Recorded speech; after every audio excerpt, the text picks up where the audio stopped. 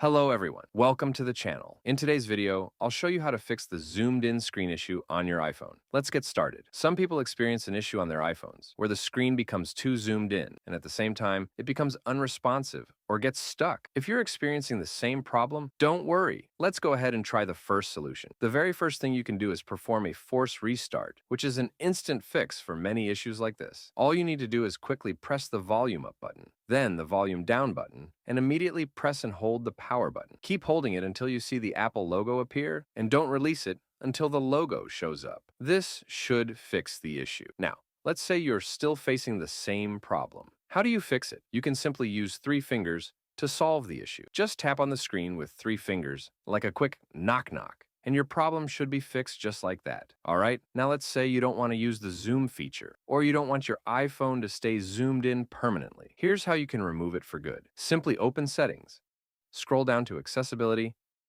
tap on the zoom option, and turn it off. Now, once you do this, no matter how hard you try, the zoom will no longer work because you've turned it off. Alright guys, that's how you can fix the issue if your iPhone screen gets too zoomed in. If you found this tutorial helpful, please make sure to like the video and subscribe to our channel for more content like this. Thank you for watching.